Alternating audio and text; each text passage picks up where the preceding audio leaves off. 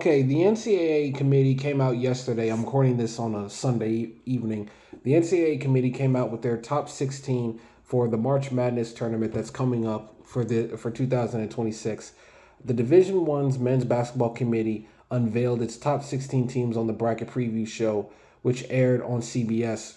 It says this afternoon because it was posted yesterday, but we're going to say yesterday.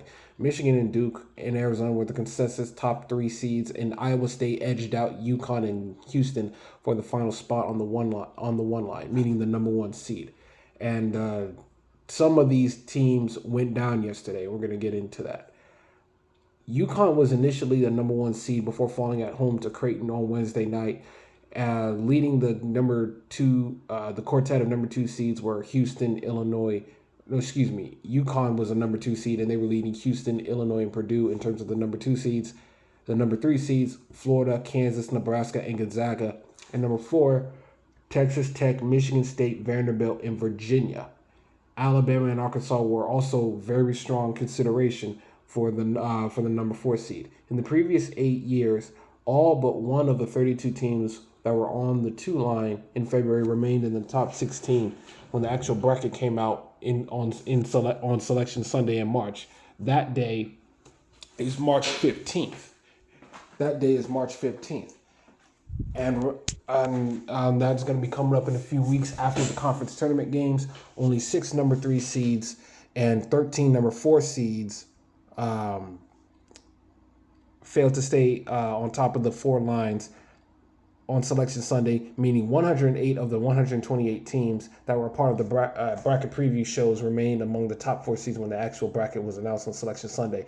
This has been a terrific year of college basketball thus far, highlighted by what I believe are an unusually high number of teams that appear to be Final Four and national championship contenders, as well as an exceptional freshman who are doing things we haven't seen before. Keith Gill, who is the chair of the committee and the commissioner of the Sun Belt Conference. Today's top 16 reveals several of those championship caliber teams, including 5 from both the Big Ten and Big 12 conferences.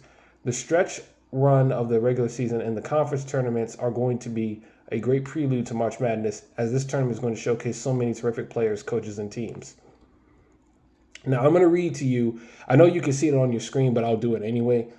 I'm going to read to you the brackets for each seed. For number 1 overall is Michigan, number 2 is Duke, 3 is Arizona, 4 is Iowa State, 5 is UConn, 6 Houston, 7 Illinois, 8 Purdue, Florida 9, Kansas 10, Nebraska 11, Gonzaga 12, Texas Tech 13, Michigan State 14, 15 Vanderbilt, and 16 Virginia. From the Midwest, meaning in Chicago, Michigan, Houston, Florida, and Virginia are for the Midwest. That's 1 through 4 in terms of that division. And I think they put Houston and Florida together to get a rematch of what happened in the national championship game last year.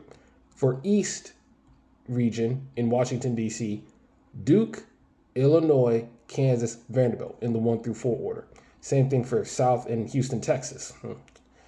Damn, I would have been, I guess Houston missed out. That would have been nice to have your own city in it. For South, it's Iowa State, UConn, Nebraska, and Texas Tech.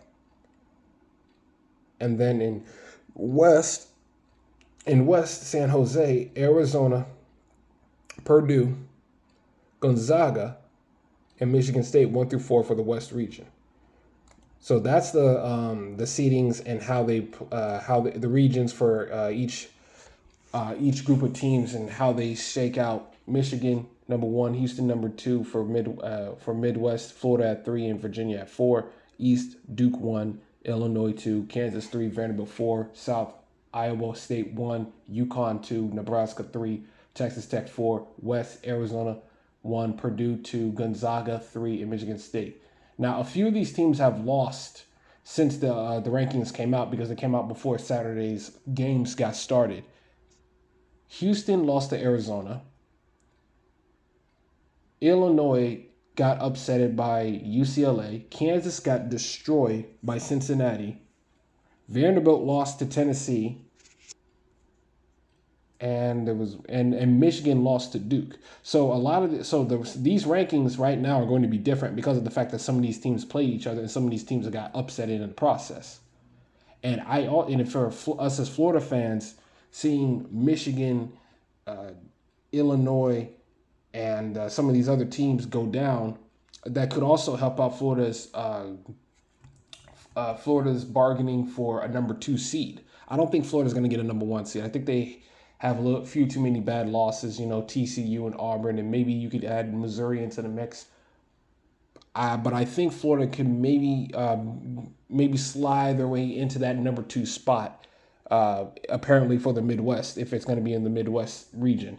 So I think that would be a good benefit for Florida if they continue to win out and they continue to dominate their conference and they go through the conference tournament like they did last year. If you look at last year, Florida did a pretty good job of bulldozing through the teams that they went through to win that SEC tournament. And I think they're capable of doing that again because I don't think the SEC is as deep as it was last year. Maybe you could argue Florida wasn't as good last year, but the conference, to me, has taken a much further setback than Florida has. And Florida has remained at the top because of the key players that came back from that team last year. So that is your rankings for each region: Chicago, Washington D.C., Houston, and San Jose, California. And should be it's going to be a chaotic finish towards the end of the season when Selection Sunday comes. Thank you for listening.